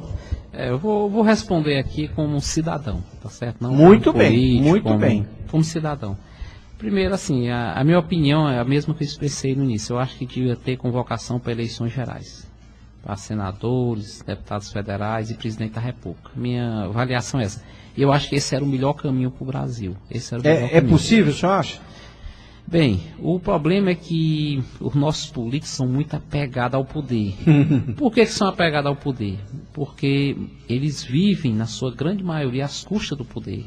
Que isso não é correto. Eu acho que a democracia ela tem que desvincular um pouco essa questão. Então, o cidadão que vai para a política, na minha opinião, ele podia receber um subsídio, uma ajuda de custo, né? Mas o resto ele devia manter, né, na sua vida profissional. Inclusive eu em Itapipoca, no começo eu recebi muitas críticas, porque eu estava na prefeitura, né? Que eu estava porque a gente está, né? É uma coisa passageira, né? Mas eu sou médico eu vou ser até o dia da minha morte. E eu tirava dia de terça pela manhã, como até hoje tiro, chego 6 horas da manhã na minha clínica para atender. E as pessoas, porque o cara é prefeito, é para estar lá dentro da prefeitura o dia inteiro, entendeu? Então tem muito essa concepção. E eu acho que não é certo isso. As pessoas têm que ter sua profissão e a política é importante para o nosso município, para o Estado, para a União. Mas você era para ter o dever de continuar a sua profissão, para você não ficar, como eu digo, viciado na política. O cara fica viciado porque ele tem que pagar as contas dele, da família, tudo com o dinheiro que vem da política. E não é justo, né? Graças a Deus, quando eu entrei na política, eu já tinha meus imóveis, meus aluguelzinhos, minha clínica bem consolidada. É tanto que, apesar de ser prefeito, eu vou para a clínica e tem uma clientela grande de pacientes particulares, Unimed, tudo, que a gente atende toda terça-feira na clínica. E opera ainda. Opero, faço cirurgias e tudo, e eu acho que isso era para ser a obrigação da gente. Primeiro, esse conceito. E existe esse apego muito grande dos políticos, por isso que eu acho a dificuldade. Precisa que a população, né, possa pressionar mais, através da imprensa também, porque o Poder Judiciário está fazendo seu papel. Muita gente dizia que depois eles vão esfriar, que o problema é com o PT. Não existe isso. Na minha concepção, nunca existiu isso. O que o Poder Judiciário realmente é querendo fazer uma limpeza na política, né? Não tem nada a ver com o partido A, B, C, D. Quem estiver lá, eles vão continuar fazendo esse trabalho. E isso é muito importante para a democracia e para o crescimento do nosso país. Mas na minha concepção, eleições gerais. Mas assim, respondendo a sua pergunta, eu acredito que tudo está caminhando para que a Dilma possa voltar. E vou aqui justificar, né? Primeiro assim, tudo fala a favor dela. Precisa 54 votos, que o cara vai lá e diz que é a favor do impeachment, é o sim. Então, por exemplo, o cara tem uma gripezinha e falta, né? Essa falta já conta para ela, né? Conta para ela. O outro aconteceu não sei o que e segura um pouquinho, já conta para ela. Dá uma de tier 1, né? É o que a gente vê agora em relação a Eduardo Cunha, né? Você vê que teve um deputado que já faltou 2 vezes, coincidentemente. A tier 1 ficou em casa cuidando dos sobrinhos e perdeu a votação. E quem assumiu o suplente, que é o maior defensor dele, né? Por incrível que pareça. Lá do Mato Grosso do Sul. Muito interessante esse processo. Então, na minha cabeça, várias pessoas, vários senadores que votaram a favor de fazer essa investigação, né, com a presidenta Dilma Rousseff, estão arrependidos, né, do que fizeram. E muitos estão calados lá, arrependidos. Então, é um retrocesso em várias áreas, da forma como se foi colocado. A educação do país, se você observar, não vou criticar aqui o ministro não, mas teve um negócio bem interessante, que eu vi um senador escrever, e foi público, né, estava na mídia, para receber lá o Alexandre Frota foi depressa, né? Mas para receber um senador, um deputado federal, disse que realmente não consegue chegar até o novo ministro, né, da educação. Então, assim, são vários retrocessos que estão se observando. E eu acredito, voltando para aquela sua pergunta, que quando chegar aí o mês de julho, aí começa uma grande mobilização do PT, e eu acredito que a Dilma, o impeachment não vai passar, eu acho que ela retorna. E ela retornando, até que ponto isso é bom ou ruim para o Brasil? Eu acho que o bom era ter novas eleições, a minha concepção é essa, né? Pode ser do mesmo partido, pode ser, mas eu estou falando que ela não vai cidadão. ter condição de governar, né? Ela não vai ter o apoio do Congresso para poder governar, que esse é o grande problema. E sem essa governabilidade, né, ela não vai conseguir implantar as medidas, mesmo que ela tenha boa vontade, que ela queira, não vai conseguir. E a gente precisa resolver esse problema do Brasil, precisa passar o Brasil a limpo. Tem que ser passado, não é fácil. Eu continuo dizendo, a justiça está fazendo sua parte. Você vê que depois que o Temer assumiu, acho que já teve bem umas 4 ou 5 operações da Lava Jato. Não pouparam ninguém. Inclusive o japonês da Federal foi preso hoje pela manhã. Né? Mas não está fácil para ninguém. Até o japonês da Federal. Rapaz, não está fácil para ninguém. E suspeita, está sob segredo de justiça, mas suspeitas que pode ter a ver com a Lava Jato. Porque o Delcídio cita ele na delação. Aliás, nas gravações com o Cerveró, que era o japonês bonzinho, né? Rapaz, próximo sucesso do carnaval vai ser prender o japonês da Federal. Rapaz, é brincadeira. Não tá fácil pra ninguém. Então tem que botar as barbas de molho. Doutor Bastos, e aí? Bom, responda aí as duas perguntas. Eu respeito aí a opinião do amigo, né? Ele falou aí não como político, mas como cidadão e um grande profissional, um grande médico aí, doutor Dagmauro. Mas me permita eu discordar. Eu acho que exatamente pelo resultado da ópera, ela não entrará. Por que não? Porque se ela entrar, cria aquele caos de gestão, de administrativo, que ela com certeza irá ter dificuldade. É muito difícil se tirar um político, e no caso aí do PT, principalmente, porque é um partido forte. A gente falava que o Collor foi muito fácil, mas o Collor não tinha partido, não tinha amigo, tinha meia dúzia de amigos. E hoje não, cabia tudo numa Elba. Hoje, cabia dentro do Fiat Elba. Hoje a presidente tem um partido e tem uma história, então já fica mais difícil. Mas se você olhar para o day after, bom, ela entra, e aí, o que é que vai acontecer?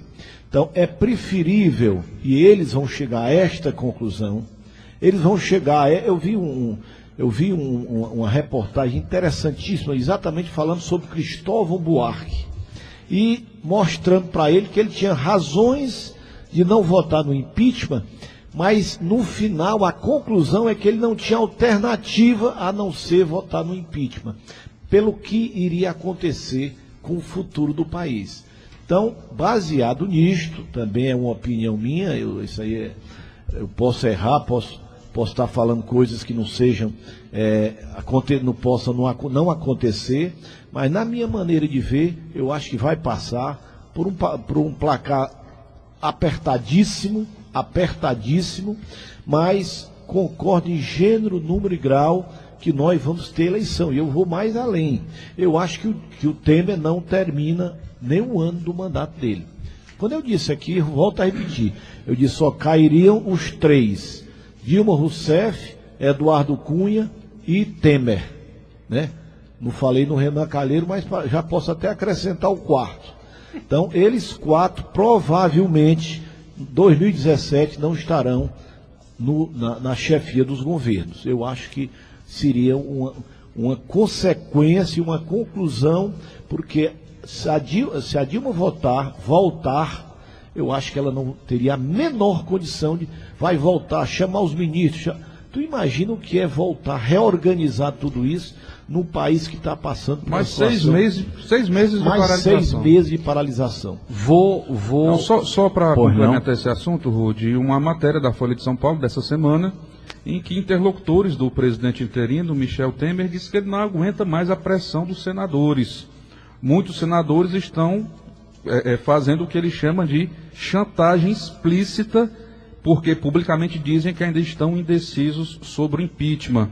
E Temer teria dito várias vezes a seguinte frase: então votem na Dilma. Ele já não aguenta mais tanta pressão desses ditos senadores. Vou dando uma de corajoso, porque ele estava tão apegado. Onde é que ele arrumou? Mas eu vou só contar outra história aqui. Vou logo passar outra informação. Passe aí. Tive uma informação de segunda-feira que, por conta dessa pressão que está sendo sofrida no Congresso, que ele vai mandar pagar as emendas impositivas de 2014, né? Dos deputados. Dos deputados e senadores. Porque, assim, a Dilma realmente não pagou as emendas impositivas da saúde, né?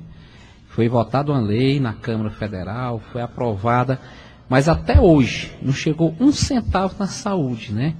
Porque a saúde é a mais penalizada por quê? Se você pegar o que era investido em saúde, em termos de população, valor, pessoa que é pago por ano aos municípios, esse valor já faz quase 15 anos que não sofre reajuste. 15 anos. E daí de lá para cá a população cresceu muito. Aí criaram a emenda impositiva e na época disseram que as emendas impositivas da saúde 50% seriam, era para a saúde? Era no mínimo 50% e seriam pagas de forma de imediata, né? Obrigatórias. Obrigatória. Até hoje não foi pago um centavo, pelo menos que eu tenha conhecimento. E a história que o Michel Temer já está sinalizando que pelo menos 1,8 bilhão ele vai pagar de emendas impositivas. Então, talvez seja consequência dessa pressão. Que ele vem sofrendo. Eu vou fazer uma pergunta aqui para vocês, que é a seguinte: eu gosto de ouvir vocês falando e tal, e eu vou aqui, cada vez que um fala alguma coisa, eu vou pegando um negócio e tal, e vou fazer aqui uma pergunta por dois rapidamente, na chincha mesmo. Presidente Dilma foi eleito em 2014. De 1º de janeiro de 2015 para cá, se a gente tivesse que eleger, escolher o inimigo público da presidente Dilma Rousseff, que político seria? Eduardo Cunha. Eduardo Cunha. Sem dúvida. Sem dúvida. Será que se Dilma Rousseff voltar, retornar, e este cidadão aqui tiver caído, será que ela vai encontrar a mesma dificuldade que ela teve nos 2 primeiros anos? E além disso, a cúpula do PMDB que estava na base. Na base, e estava também, como é que se diz, na linha sucessória, era o primeiro, né? Não está muito desgastada? Será que não foi? Será que às vezes as coisas acontecem e a gente pensa à primeira vista que é para o mal, né? Mas será que não era uma coisa necessária para que Dilma tivesse... Dilma, você não conseguiu resolver o problema do PMDB e do Eduardo Cunha. Sai, vamos afastar. Nesse meio tempo cai tudo, depois tu volta e continua. E aí? Mas não é possível? O Eduardo Cunha, porque também tem uma coisa, se Dilma voltar e Eduardo Cunha continuar, olha, justiça, não fez nada, acabou tudo em pizza e vamos todo mundo morar no Uruguai, que lá é que é lugar bom. Não é capaz do PMDB compor novamente a base da Dilma, vai dizer que foi tudo mal entendido, foi tudo mal entendido, pelo bem do país, por um bem maior. E aí, mas não é? Até porque o Lula disse, não rompam totalmente com o PMDB. Não, mas tem gente uma brechinha. E aí? Não, assim, as suas perguntas são muito cabiciosas. A gente quer aqui, depois a gente leva uma chulipa pelo que a gente fala aqui no seu programa. Mas assim, você está falando uma coisa que é muito interessante. Primeiro, assim, essa história, o PMDB realmente não rompe. Se a Dilma voltar, o PMDB volta, acho que até mais forte, porque menos da metade dos deputados... Nós só estávamos segurando a sua cadeira, nós estávamos cuidando aqui, conservando, ilustrando a bichinha. Eu tenho um amigo que é do PMDB e ele diz uma coisa bem interessante. Eu digo assim, tu é de que lado? De lado com quem está no poder. Ele disse, mudou, eu mudo depressa. No outro dia eu já tenho mudado, não tem esse negócio de dizer, Tinha um deputado aqui estadual, que era até meu parente assim, lá distante, Sandoval Bastos. Eu não tenho culpa do governo mudar, eu sou governista. Pois é, mesmo coisa. Nós tínhamos aqui um vereador contente que dizia, falava até uma prosa, um versinho sobre o vereador de oposição, né? Carro fora da pista, com os 4 pneus furados, e um chofé curto à vista, e um bebo gritando em cima, atola o pé, motorista. Não vai para lugar nenhum. Como é que você pode ir com os 4 pneus furados, e um chofé, era ele, né, o chofé curto à vista, e o bebo gritando, era o eleitor, o bebo em cima é o eleitor, né, gritando em cima, atola o pé, motorista. Como é que eu posso atolar o pé, meu amigo? É muito ingrato ser de oposição, né? Mas acho que tem mas agora o Rude fez uma colocação pesada, viu? Realmente, se tudo isso acontecer, a coisa dá assim uma mudança. Porque eu agora, para só um instante, você vai mudar a Dilma, porque ela vai continuar mesmo impopular, a mesma arrogância. Não concordo, verdade. Ela foi derrotada, mas não só pela, me perdoa o termo, incompetência, não. Foi mais pela arrogância. Impopularidade. Eu acho que ela deve ter sofrido um pouquinho, mas ela deve ter mudado pouco. Eu não percebo mudança nela, não. Eu acho que ela mudou na hora que ela aceitou trazer o Lula de volta para perto dela. Eu acho que foi a mudança foi ali. Mas não foi muito tarde? Foi tarde demais. E, assim, a cassação dela não é responsabilidade só dela, né? Tem a responsabilidade aí do partido, né? Que não tomou uma atitude cedo, né? E também do ex-presidente Lula. Do próprio Lula, claro. Se ele chega perto dela, ele tinha resolvido, porque ele compensava a impopularidade dela. você vê que ela aceitou até botar ele num cargo estratégico e fortalecer o cargo para que ele pudesse... Que é uma espécie de parlamentarismo, de primeiro-ministro. Ela ia ficar a rainha da Inglaterra e ele é que fazia o contato. Era isso que ela estava, a ideia deles era essa. Porque ela tem uma dificuldade muito grande de lidar. Realmente você vê que ela tem uma dificuldade muito grande. Mas é muito. Era muito. Eu vou contar um negócio aqui que comentaram muito em Brasília, né? Diz que o deputado às vezes tinha que ficar chateado, o cara era líder do partido. Também são muitos líderes, são muitos partidos, né? Mas chegava para falar com ela, eu olhava para o cara assim e gaguejava, eu não sabia quem era o cara, né? Então, assim, isso é complexo, porque a gente sabe que na política essa relação, essa construção da relação é mais importante do que a parte financeira, né? Porque a parte financeira, todo mundo sabe que o Estado, ou a União, ou o município, ele tem um limite. Vai chegar um limite que você não consegue mais passar daquele limite. Enquanto que essa relação, né, que se cria entre as pessoas, isso é uma coisa ilimitada, né? A relação vai até onde você quiser, né? E o Lula criava essa relação, né? Então é como o cara disse, o Lula tem um comentário aí, quando chegava um deputado novo lá no Congresso, que ele mandava chamar o cara para tomar um café, bater um papo com o cara. Então mesmo que ele não liberasse nenhuma emenda para ele, não desse nada, mas outro dia que ele ligasse para ele, meu irmão, tem uma votação importante, tem que você me ajudar? O cara, ô presidente, na hora, eu só lá. Ele fez isso com o nosso cearense de Itapipoca, o Tiririca. Exatamente. Tiririca, ele chamou o Tiririca, conversou, inclusive ficou muito decepcionado. Com ele. Ficou muito decepcionado quando o Tiririca votou a favor do afastamento. E ele teria dito, né, esse cara era do meu lado e votou contra agora. Quer dizer, ele conhece os deputados um a um, do mais inexpressivo ao mais importante, né? É verdade. Mas aí, tem essa questão aí que o doutor Bastos levantou, né? Se ela vai mudar essa forma dela de conduzir o país, que essa opção aí do parlamentarismo que você falou, com tipo um primeiro-ministro, isso era importantíssimo para Dilma, porque assim, não era só ela, doutor Bastos, você entender que o núcleo duro dela, aquelas pessoas que estavam próximas a ela, tinham a mesma característica que ela tem, era a mesma coisa. Era. Então assim, tinha uns 4 ali. Eu vou dar um exemplo, lá em Itapipoca a gente tinha um pequeno problema, o que era? Tinham 4 creches, o ex-prefeito não tinha começado as creches, e aí perdeu as creches. A gente ganhou a eleição, nós fomos lá, quer dizer, do mesmo partido e tudo. E a resposta era o seguinte, mas aí se o outro tivesse pelo menos começado, não começou, Deus, você não tem mais direito, né? Não tinha abertura nenhuma para conversa, né? Então acontecia isso aí, para quem era dentro do partido. Ela institucionalizou o negócio, que por um lado é muito bom, né? Então era tratado tudo por igual, mas não tinha aquela flexibilidade. Certa vez o Guimarães, que era líder dela, né? O Guimarães foi se queixar ao Lula. Mas qual o problema, Guimarães? É o jeito dela. Ele resumiu numa frase, é o jeito dela. Quer dizer, não tinha como. Se acostume, é o jeito dela, não tem como mudar. Bom, mas é fato que Eduardo Cunha caindo, com certeza a Câmara Federal viverá novos ares. Né? E o Maranhão? Pois é, aí é que e Valdir Maranhão? Bom, mas aí é que tá, deixa só eu dizer o seguinte, ele cai e viverá novos ares. Mas o X da questão é o sacana cair. Mas a questão é, ele parece que há duas formas de que ele cai. Ele pode cair parcialmente e pode cair totalmente. Parcialmente ele faz um acordo, perde a presidência e fica como deputado. Mas os adversários sabem que isso não adianta. Isso é o que eu ia dizer. Ele, como deputado, ele vai continuar com a mesma influência. A mesma influência. E a pergunta que eu ia fazer é o seguinte. Aqui os dois nossos entrevistados, Marden, falaram aqui, teceram elogios ao judiciário. Né? Que o judiciário está dando provas, mostra de que realmente... Bom,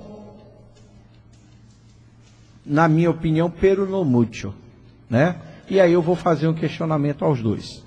Quando Lula foi anunciado para assumir o Ministério da Casa Civil, pipocou gente de todo canto para liminares surgirem para o Judiciário vetar, não permitir a indicação, a posse inclusive. Na hora que o presidente Michel Temer entra e coloca investigados da Lava Jato, aí não tem o mesmo comportamento, mas vamos lá. Há uma diferença fundamental, né, que o Lula foi indicado depois que o Ministério Público de São Paulo pediu a prisão dele. Aí ele foi... prisão não, a condução coercitiva. Não, a condução coercitiva. A condução coercitiva não tinha pediu a condução coercitiva. E falava...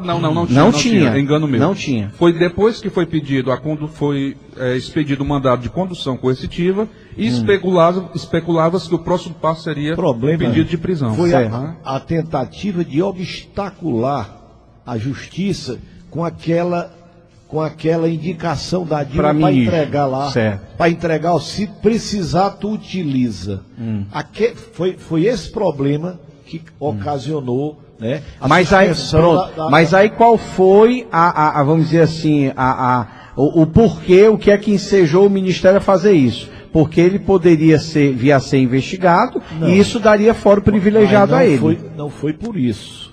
Ele não foi indicado exatamente porque o motivo da indicação seria o quê? Seria foro privilegiado. Acho que se ele tivesse sido indicado, se ele tivesse sido nomeado 2 semanas antes, sem problema não teria. Ou se a Dilma não tivesse mandado, não tivesse sido aquela gravação que o Moro, né, e depois até pediu desculpa por ter, né, deixado publicizar, ele não teria nenhum problema. O problema foi só a Dilma ter mandado aquele papel para eles usar se necessário. Aquela história de se necessário é o cara chegar lá para ser preso. Não, tá aqui, eu tenho Supremo. Mas aí eu concordo com o Rude, porque se fosse Lula ou Dilma ou qualquer um da cúpula do governo petista, pegos nessas gravações feitas pelo Sérgio Moro, já tinham caído.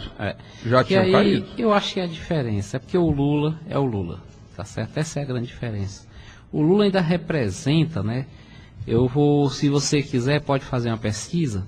Vamos dizer que caísse aí, Temer, Dilma, fosse ter eleição daqui a 2 meses. Quem era o candidato mais forte para ganhar a eleição? Lula. Para mim não tenho nenhuma dúvida. Eles são... Talvez não com a força que tinha, mas dentre todos os candidatos ainda seria. O mais forte para se ganhar a eleição, tá certo? Assim, na minha concepção, pode até ser que surja aí... A pesquisa hoje dá o nome dele, né? Como o primeiro, mas ele estava lá perto do... Nós teríamos aí quase que uma repetição. Lula, Marina e Aécio. O Aécio eu acho que caiu muito agora. Não, mas porque é um nome conhecido nacionalmente. Aí seria muito complicado fazer um nome novo do dia para noite, né? Com certeza. Então acho assim, realmente, Tobás, com aquelas atitudes, teve uma diferença de tratamento, não no momento inicial, mas hoje está tendo uma diferença de tratamento.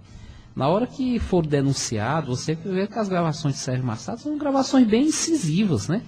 Aí disseram, não, mas aqui ele não está falando em obstruir a justiça. Aqui ele só está dizendo que vai... Só está dizendo que quer acabar a Lava Jato. Que quer acabar a Lava Jato. Ele não quer obstruir, ele quer só aniquilar. Quer parar mesmo. Quer pisar em cima mesmo e acabar, né? Então, assim, a partir desse momento, assim, inicialmente, quando colocaram o ministro, eu não pensei isso. Mas depois que teve aquelas gravações, e agora diz que agora vai vir jogo pesado esses dias, porque o filho do Sérgio Machado... você vê o que ele disse lá, né? Ele disse, tanto é do fulano, tanto do ciclano, tanto do ciclano. Ele denominou e quantificou. 30, 20 e 20. Pronto. Se ali fosse o Lula, eu acho que ele tinha sido preso, na minha concepção. Os outros ainda estão aí conversando o que é que vão fazer. Vão fazer o quê? Vão mandar buscar o dinheiro e prender os caras. Não tem outra saída. Mas ele já pediu a prisão. Pois é, mas só... Já pediu. O Janot já pediu a prisão deles. Ele solicitou a prisão. E uma tornozeleira... Vitor, né? Pro Sarney. Pronto. Mas você vê, assim, eles estão lá ainda conversando, vão bater um papo grande ainda para resolver o negócio. Isso aqui era para ser resolvido logo. Mas né? É a história do bom senso que eu falei no início. Eles estão com receio de criar um transtorno, né? Mas, doutor Bastos, eu posso lhe fazer uma pergunta? Pode. Olha, eu não... Do Brasil... Pergunta capciosa. O Brasil é uma coisa... então eu vou perguntar aqui o Rude. Perguntar o Rude. Ele gosta de perguntar aí. Pronto. Não, fazer uma pergunta. Olha, você disse que era para ele. Olha, eu vou dar um exemplo aqui. Criar um político notório como Lula dá trabalho. Tem que ser uma pessoa que realmente nasceu, tem uma história de vida. Verdade. Tem uma história. Mas criar um Marcelo Odebrecht também dá muito trabalho. Não é qualquer cidadão que você chega, qualquer empresário, com muito respeito que eu tenho aos empresários, sei da competência e tudo, que tem a condição técnica, psicológica, emocional para conduzir uma empresa que o faturamento dela é maior que a arrecadação do Estado do Ceará. 2014 foi 107 bilhões. Pronto. Então, assim, da arrecadação talvez de 5 ou 6 estados do Nordeste brasileiro todinho. Tá certo? Não é qualquer um que comanda o império, né? Isso é um império. Verdadeiro império que está em 50 países, né? Que teve um lucro astronômico mesmo com ele na cadeia. Só para você ter ideia do negócio com... Aí o cara teve a coragem de pegar, simplesmente pegar ele numa operação com uma decisão de primeira instância e está na cadeia até hoje há quase um ano.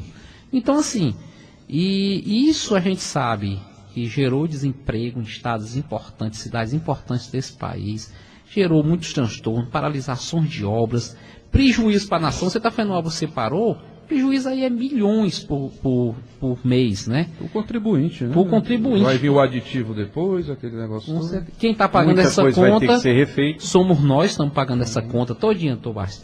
Aí eu não entendo isso. Como é que a gente tiver a coragem de pegar um cara lá, foi lá, jogou ele na cadeia, tá esse tempo todo na cadeia, e não tem coragem, entendeu? Tobás, eu tô achando assim, 2 pesos e 2 medidas no negócio, né?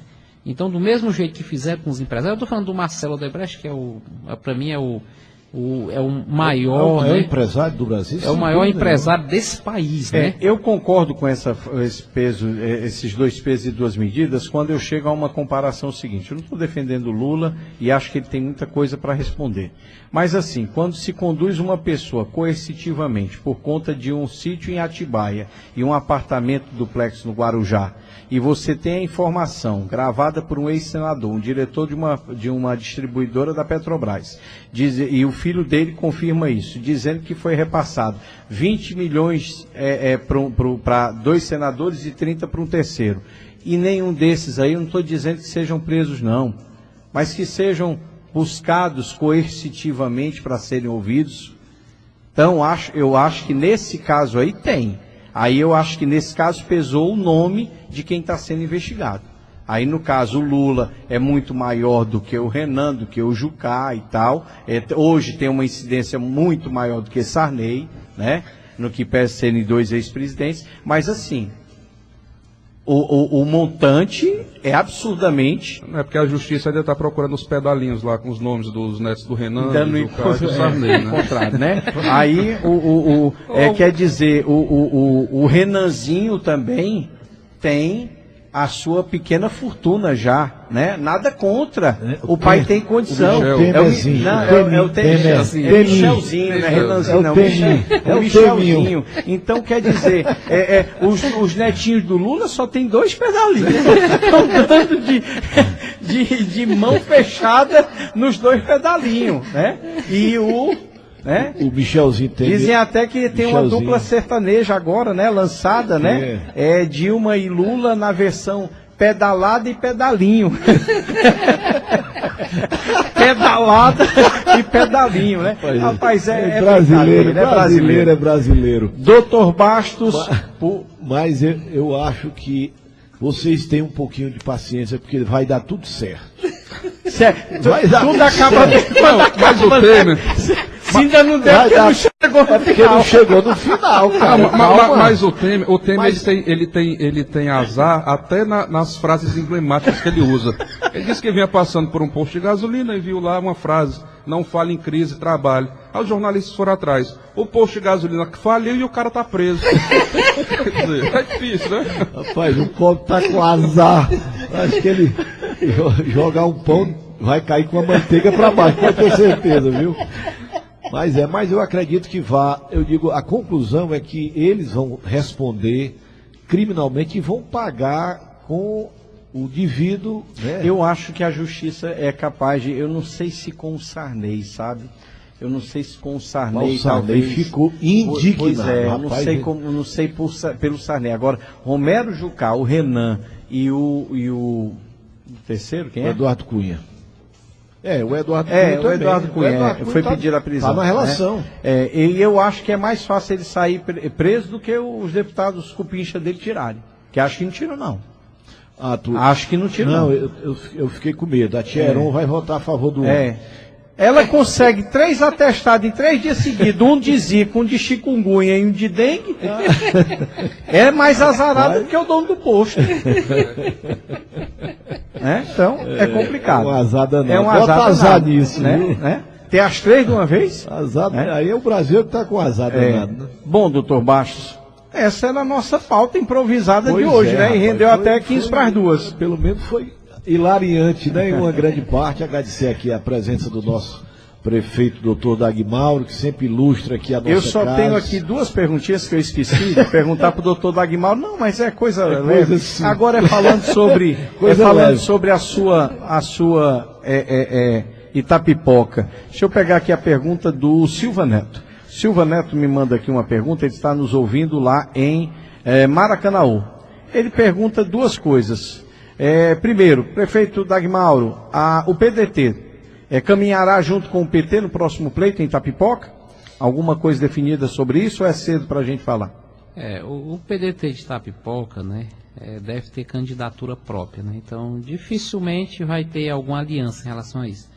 Na política ninguém pode nunca dizer que não, que nunca vai acontecer, mas 99% é que realmente não aconteça isso, né? Que lá vai acontecer como em Fortaleza, que já foi definido, que o partido, né, vai ter candidatura própria e o PDT vai ter o candidato dele, né? Ok, perfeito. Doutor Dagmauro, só me resta agradecer. O senhor veio prestigiar aqui a tocha, né? Veio ver a passagem da tocha. Foi rápido, mas foi um evento bacana, bonito, bom para o nosso Itapajé, deu visibilidade. E a gente espera agora colher os frutos dessa passagem, dessa visita, dessa amostragem que foi dada do Itapajé para todo mundo.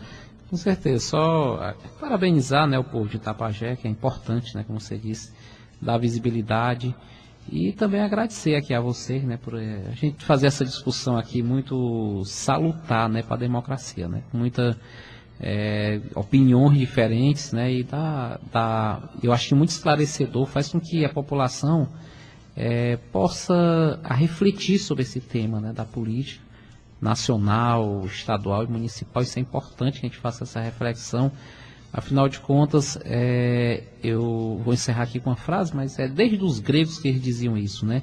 Quem não gosta de política é mandado pelos que gostam de política, né? Não tem jeito, a política faz parte do dia a dia da vida de todos nós. Então, agradecer, muito obrigado e que a gente possa, né, doutor Barros, Deus nos dê luz e muita força para que a gente possa continuar essa parceria, essa amizade que é importante. Muito bom. Doutor Bastos. Ok, vou aproveitar aqui e dar uma mensagem aqui a pedido do nosso amigo, do nosso senador Vicente, né, para o nosso amigo Nezinho.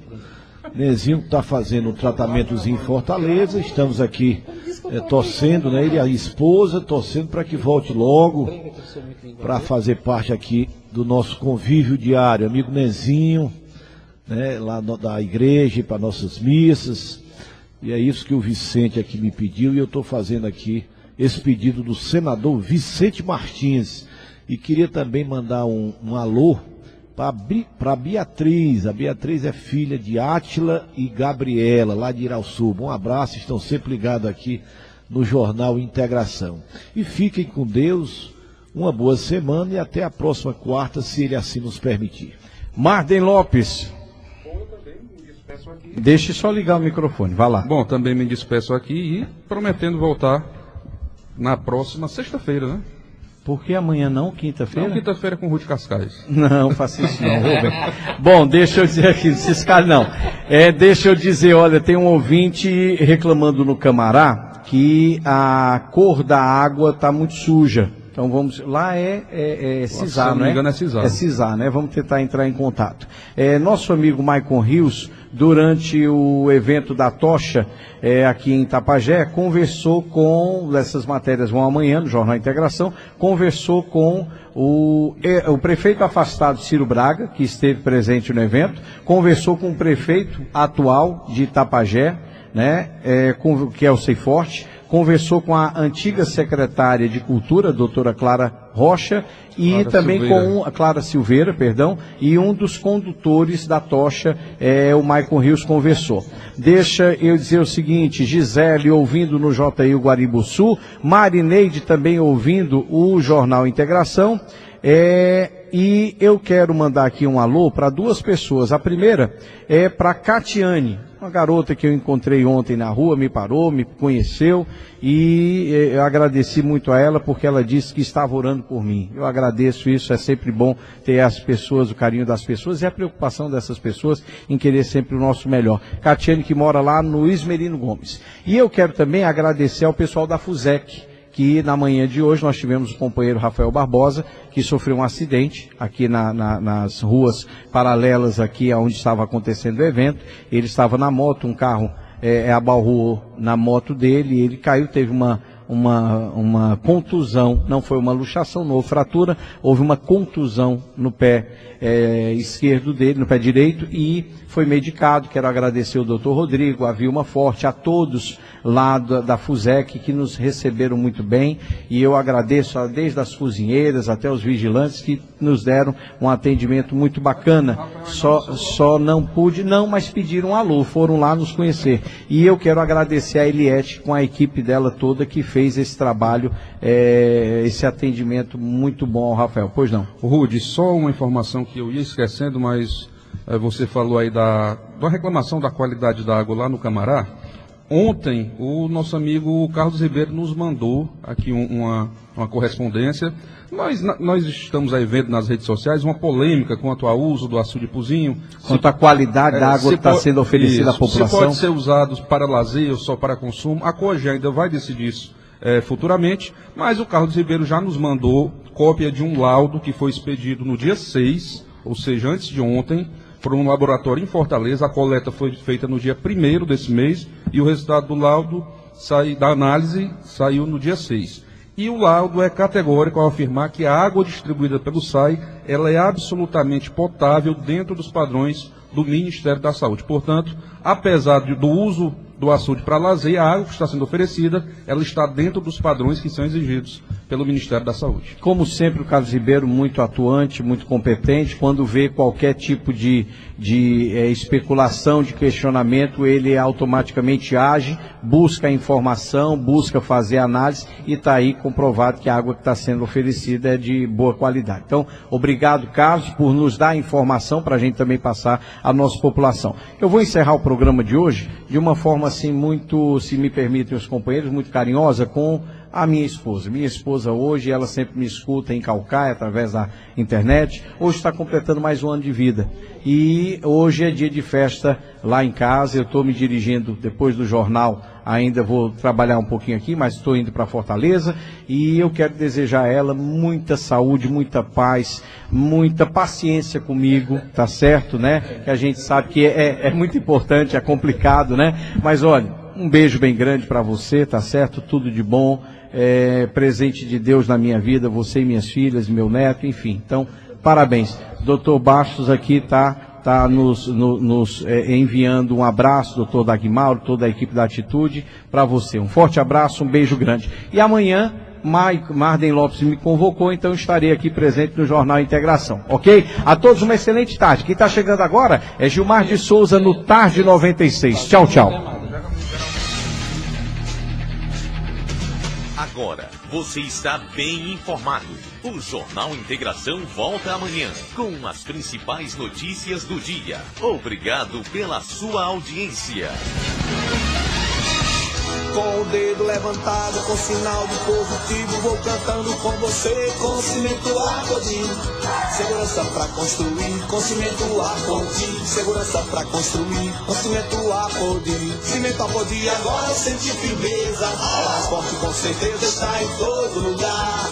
Cimento Apodi agora sente firmeza, está em todo lugar, é só o dedo levantar. 0800 705 7575. Todos contra o mosquito. Todo mundo conhece o Aedes aegypti como o mosquito da dengue. O que muita gente não sabe é que esse mosquito ficou ainda mais perigoso. Agora, além da dengue, ele também transmite a zika e a chikungunya, doenças graves que podem até matar. E para acabar com esse mosquito, lembre-se, cuidado com qualquer tipo de água parada. Mantenha caixas d'água, tonéis e potes bem tampados. Coloque o lixo em sacos plásticos e mantenha a lixeira bem fechada. Guarde garrafas e vasilhas sempre de cabeça para baixo e encha com areia os pratinhos ou vasos de planta. Você deve estar achando que eu sou um pesquisador ou especialista no assunto, não é? Não, eu não sou. É porque quando é a vida de nossa família que está em jogo, todo mundo precisa ser um especialista no assunto. Em caso de informações e denúncias do foco do mosquito, ligue para a Secretaria de Saúde do seu município. Todos contra o mosquito. Governo do Ceará.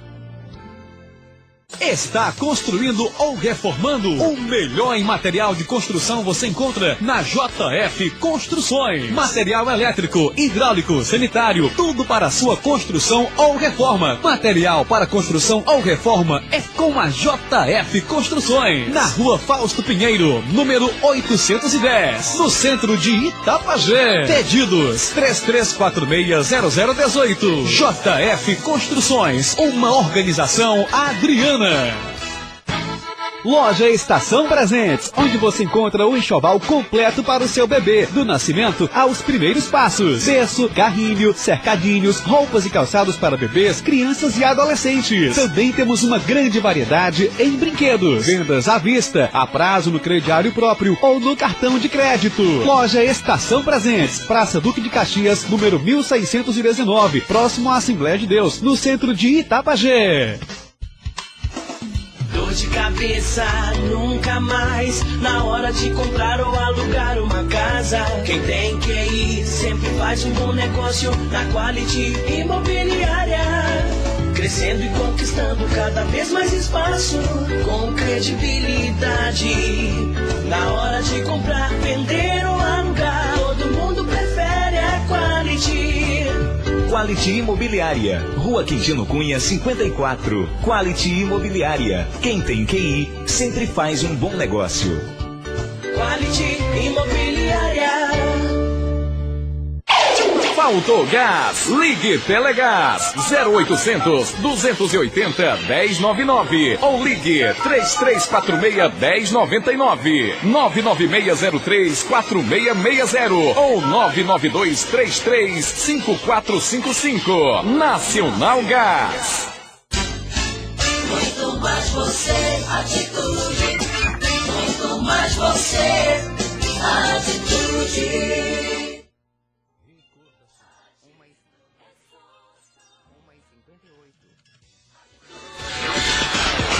Agite Atitude FM. Pronto, você está conectado com sua rádio preferida. Se quiser, você pode selecionar a Atitude como sua rádio favorita no seu Rádiosnet. Atitude FM, com você onde quer que você esteja. 96,9. Faltou gás? Ligue Telegás 0800 280 1099 ou ligue 3346 1099 99603 4660 ou 99233 5455. Nacional Gás. Olimpíadas 2016. Itapajé fará parte, participando do revezamento da tocha olímpica. Assista a passagem da tocha olímpica por nossa cidade. Vá, leve sua família, convide seus amigos e amigas. Será na próxima quarta, dia 8 de junho, ao meio-dia. Um momento para ficar na história. Realização: Comitê Olímpico Brasileiro. Apoio da Prefeitura de Itapajé. Gestão Um Novo Tempo. Se você vai construir ou reformar, a melhor opção em Itapajé é a RC Construções. Do alicerce ao acabamento. Entrega com agilidade e o preço é o melhor. RC Construções. Dispomos de serviços de retroescavadeira e caçamba. Também fazemos seu financiamento pela Caixa com o cartão Construcar.